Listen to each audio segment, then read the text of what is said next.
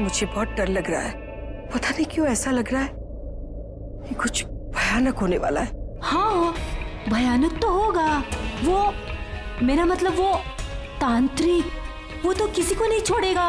आप महेंद्र जी को समझाइए ना, बताइए सबको सुहासिनी जी कैसे मरी। अगर करुणा भी वैसे मर गई तो? टहल गया ना दिल। नहीं नहीं नहीं, मैं मीनाक्षी यहाँ है तो वहां कौन?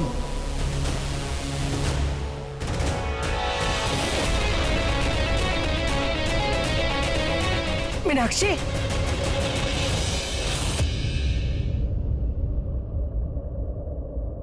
मीनाक्षी, मीनाक्षी तू यहाँ थी ना? यहाँ बैठकर मेरे साथ बात कर रही थी ना? नहीं माँ, मैं तो किचन में कैंडल लेने गई थी। क्या बोल रही है तू? अरे तू तो यहाँ बैठ। नहीं माधुरी माँ, हम किचन में थे, वहीं से तो आ रहे हैं। मीनाक्षी सच बता, तू अभी यहाँ बैठकर मेरे साथ बात कर रही थी ना? प्लीज माँ, मुझे मत डराओ, मैं पहले से डर आई हूँ। मतलब वो आ चुका है। वो सर, वो आ चुका है।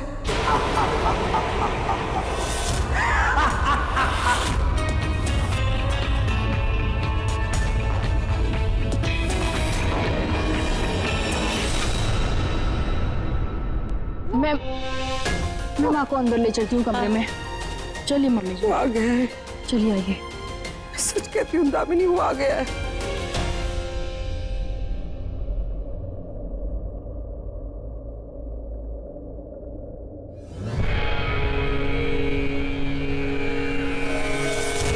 निष्ठा प्लीज मेरे साथ वॉशरूम चलो ना, मुझे बहुत डर लग रहा है। देख तो घबरा मत, कुछ भी नहीं है। मौत है, चलो अच्छा है, एक और मौत के मुंह में जा रहा है। अनन्या, तू कहाँ पे है? मुझे कहीं दिखाई नहीं दे रही। अरे मैं यही हूँ, देख मेरा हाथ, ले मेरा हाथ पकड़ और जल्दी चल।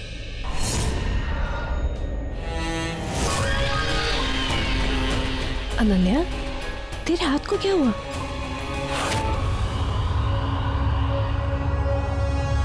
तुझे क्या लगता है जो हो रहा है और सबकी वो बातें, क्या वो सच में है? पता नहीं अनन्या, कुछ समझ में नहीं आ रहा है। मुझे लगता है दादी बहुत ज्यादा डर गई है। वरना ऐसा भी कभी होता है क्या? हाँ होता है। रियली? तुझे ऐसा लगता है? देख मुझे डरा मत, तू तो मेडिकल साइंस पढ़ रही है, डॉक्टर बनने वाली है, तो तू ऐसी बातें कर रही है। ऐसी बातें होती हैं, तू खुद सोचना। भगवान को तूने नहीं देखा है, पर वो तो है, तो ऑब्वियसली भूत भी है। एक तो मुझे डरा मत यार, मुझे डर लग रहा है। ऐसा कुछ नहीं होता, आई एम टेलिंग यू। देख अनन्या, लाइट भी आ गई।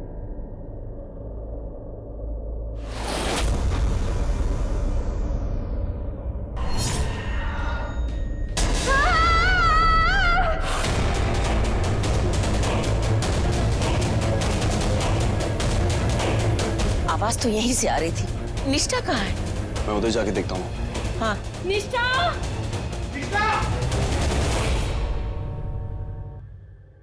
माँ, तू माने न माने, कुछ तो है यहाँ, कुछ भयानक है। माधुरी माँ को नीचे ले जाओ। पर निष्ठा यहाँ अकेले क्यों आई? निष्ठा! निष्ठा! निष्ठा! निष्ठा! निष्ठा! यहाँ भी नहीं है। पता नहीं कहाँ गई। निष्ठा! निष्ठा बेटा! निष्ठा! निष्ठा! निष्ठा!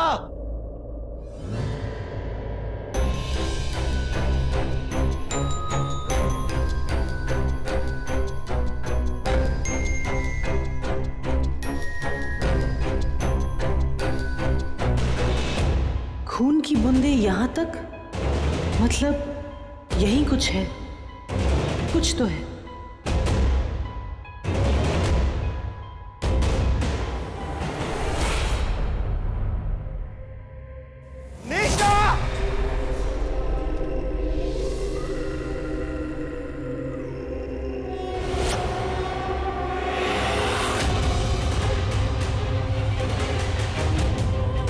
कि खून की बूंदें इस तरफ भी।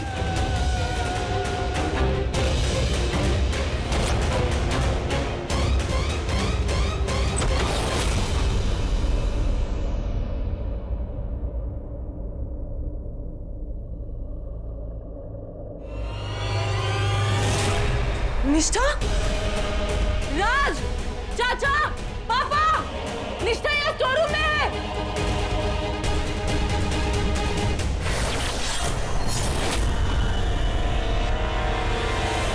वही जिस तांत्रिक के बारे में पंडित जी बता रहे थे, उसके 3 टुकड़े, उन 3 टुकड़ों में से एक टुकड़ा शायद इस संदूक में हो सकता है।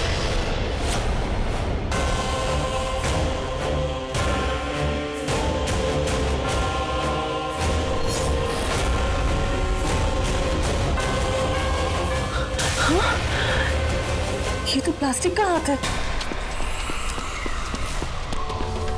निष्ठा, बेटा निष्ठा, निष्ठा, निष्ठा, निष्ठा, अरे निष्ठा, कौन आ रहा है? बेटा डॉक्टर को बुलाओ।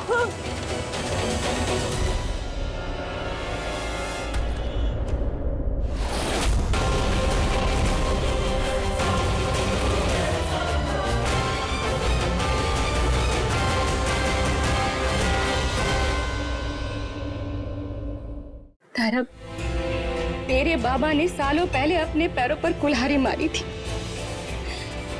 उन ठाकरों का पाप अपने मत्थे मढ़ लिया था, जिनकी लकीरें आज भी हमारे मत्थे पर दिखती हैं। काश तू मेरी बात पहले ही मान लिया होती, तो तेरे बाबा आज जिंदा होते और वो भी दूध भी नहीं मरता। अरे रोक लिया होती हम उसे गलत करने से, लेकिन नहीं। अंधविश्वास अंधविश्वास बोल बोल के तेरे आंख नाक पर पट्टी बांध के रखा था उन ठाकुरों ने। भाभी, ये समय नहीं है इन बातों का। खतरा भी टला नहीं है। उस तांत्रिक का हाथ और सर बाहर आ चुका है और धड़ भी मिल गया तो सब खत्म। याद नहीं हो श्राप क्या कहा था तांत्रिक ने? वो सुहासिनी जी की बेटियों को मार डालेगा। नहीं पंडित जी, मैं करुणा और गौरी को कुछ नहीं होने दूंगा, कुछ भी नहीं। धर्म, इतना कुछ होने के बाद भी तू। हेलो,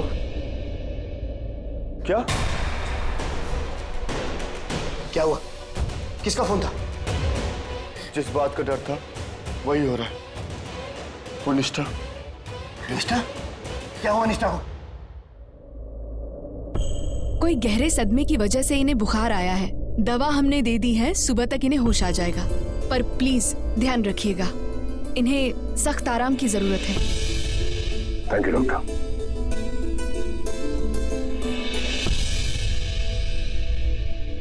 चलिए।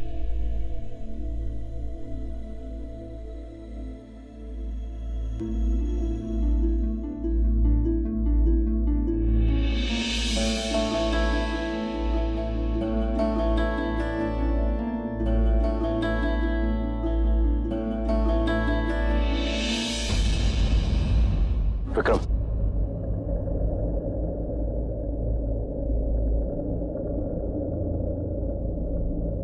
माफ कीजिएगा, अब हम यहाँ नहीं रह सकते। हम कल ही सुबह मुंबई वापस जाएंगे। दादी, मैं जानती हूँ आपको हम सबकी टेंशन है, लेकिन इस घर के साथ पुराने रिश्ते भी तो है। आज इस घर में कितना हाँ, टेंशन। मैं जानती हूँ कि टेंशन है, लेकिन कोई मानने को तैयार ही नहीं है। यहाँ कुछ है, कोई है, कुछ तो भयानक है। दादी, मैं नहीं जानती हूँ कि आप जो सोच रही है वो सच है या झूठ, पर मैं इतना जरूर जानती हूँ कि यहाँ कोई गलत नहीं है। ये भी तो हो सकता है कि हमारी तरह किसी और को भी वो तांत्रिक की कहानी के बारे में पता हो और उसकी आड़ में ये सब कर रहा हो विद्युत की तरह। मतलब विद्युत की तरह कोई हमें डराने की कोशिश कर रहा हो। वाह गौरी वाह, तूने तो ठाकुर का दिमाग ही घुमा दिया। गौरी, मिल गया है सर और हाथ। अब मैं किसी भी आवाज में आके बात कर सकता हूँ। अब मैं इस घर में देखना इतना डर भर दूंगा, सबका वही हाल करूंगा जो उस लड़की का किया। ऐसा कोई क्यों करेगा? बिरजू हो सकता है। अंकल वो पुलिस की कस्टडी से भाग गया ना, शायद वो ये सब कर रहा हो हमें डराने के लिए। ताकि हम वो तांत्रिक की कहानी को मान लें। सुहासिनी, तेरी ये कहानी, तेरी ये बेटी, तेरा ही रूप, तेरा ही तेवर, वही बड़ी बड़ी आंखें, वही कुआरापन, वही गुण, वही धुन जो मुझे अमर बना सकता है, जिसके लिए मैंने तुझे 25 साल पहले यहाँ बुलाया था। दादी प्लीज समझिए, इनके बुलाने से हम यहाँ आए, दोस्ती निभाई, रिश्ता हुआ, और अगर इस तरह हम रातों रात चले जाएंगे तो ये सही नहीं होगा ना दादी। दादी मैं प्रॉमिस करती हूँ कि इस घर में किसी को कुछ नहीं होगा, पर प्लीज आप करुणा दी और अमन की शादी के बीच इन सबको मत लाइए। ठीक है।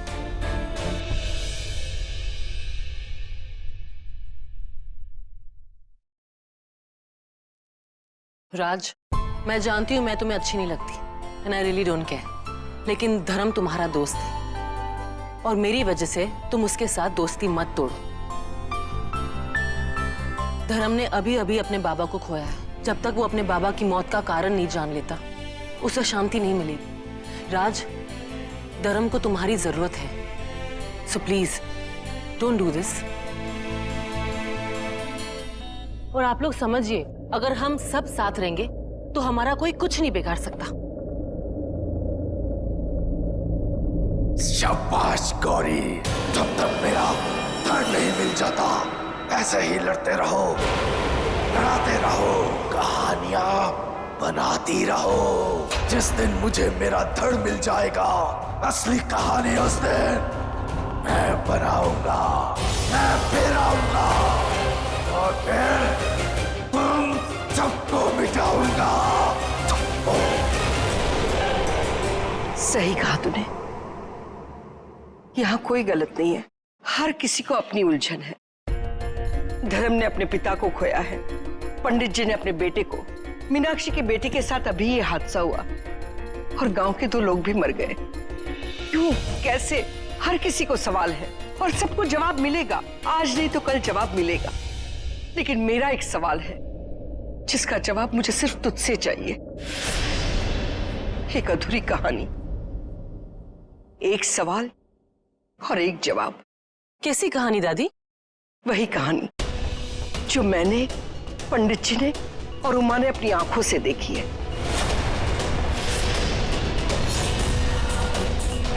तेरा भाई अभय, तेरी बहन करुणा और तेरी मां सुहासिनी की कहानी। वही सुहासिनी जिसने अपने पति की जान बचाने के लिए उस तांत्रिक के 3 टुकड़े कर दिए।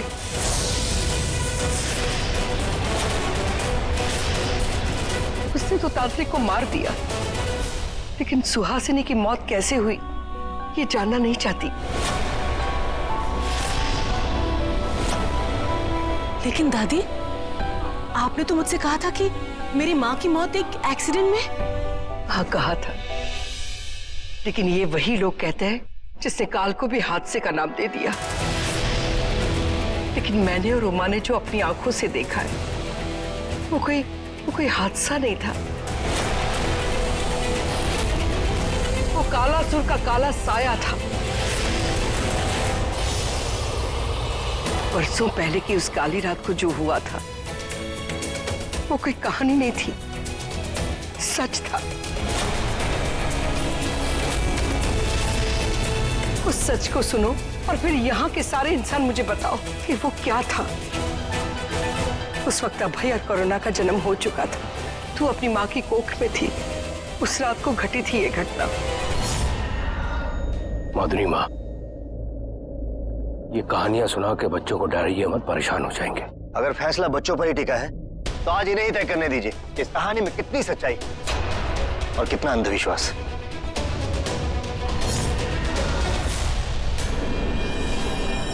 उस कयामत की रात के बाद तेरी माँ सुहासिनी कभी चैन से सो नहीं सकी।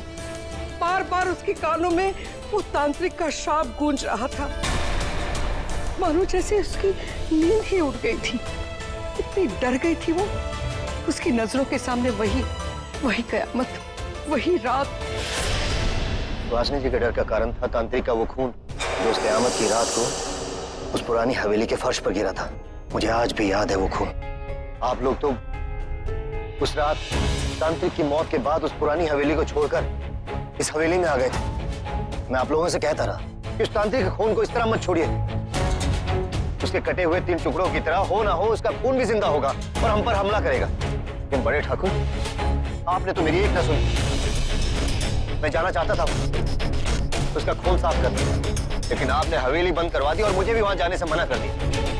सही बोला पंडित, तूने मुझे तो संदूक में बंद कर दिया, पर मेरा खून तूने छोड़ दिया। वो खून फिर जिंदा हो गया।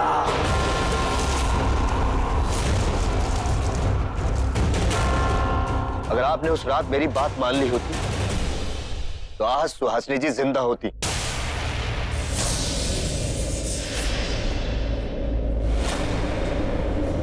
पर अंकल जी, अगर वो खून जिंदा हो सकता था, हमला कर सकता था, तो फिर किया क्यों नहीं? I mean, 5 साल तक इंतजार क्यों किया?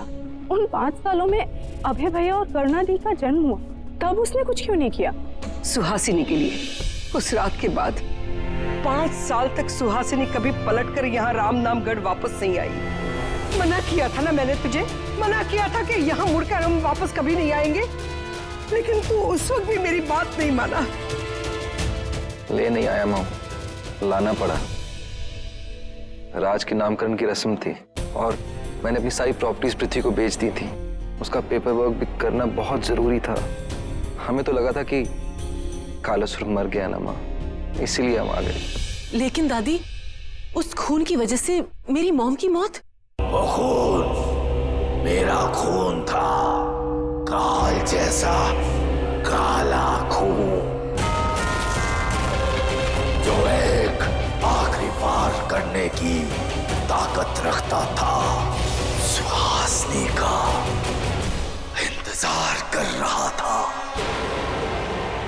उस वक्त करुणा और अभय का जन्म हो चुका था।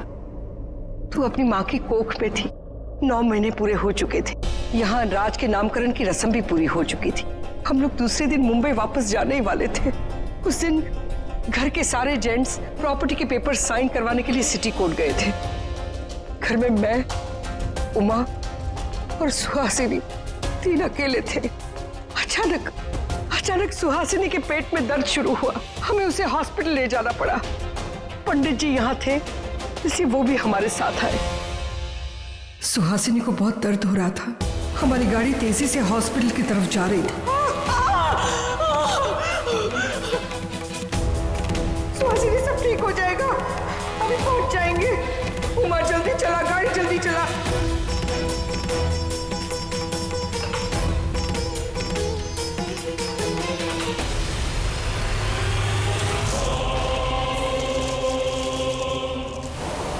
रुकिए, रुकिए। मैडम, आगे बहुत बारिश है, ब्रिज टूटा हुआ है, गाड़ी जाएगी नहीं। पुल टूट गया? अब कैसे जाएंगे? तो मंदिर वाला ही रास्ता लेना पड़ेगा। मंदिर नहीं, मंदिर नहीं, नहीं। ठीक है, गांव से हॉस्पिटल जाने वाला जो ब्रिज था वो टूट गया था। पर हॉस्पिटल जाना जरूरी था, तो जाने का एक ही रास्ता था, तो मजबूरन हमें उसी पुराने मंदिर वाले रास्ते से जाना पड़ा। मैं नहीं जाना चाहती थी उस रास्ते पर, और कोई रास्ता ही नहीं था, क्योंकि गौरी तेरे आने का वक्त हो गया था। वो रात भी बहुत काली थी। वो कयामत की रात। अचानक मौसम बदलने लगा, तेज हवा चलने लगी। ये अचानक अंधेरा कैसे हो गया? कुछ तो अजीब सा हो रहा था। सुहासिनी बहुत दर्द में थी, तो उसने नहीं देखा, पर हमने देखा। अचानक ऐसा लगा जैसे दिन में रात हो गई हो। वो खून धुआं बन के हमारी कार के पीछे आ रहा था। उस धुएं में हमने कालासुर की आवाज भी सुनी और उसका चेहरा भी देखा। कालासुर! जल्दी जाइए।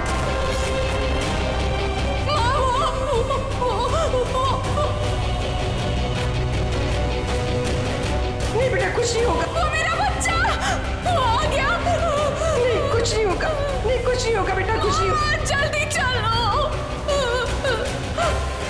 सुहासिनी जी की औलाद के आते ही उसके माथे पे गंगा जल लगाना था, तो वो जल मेरे पास ही था जो उस रात बहुत काम आया।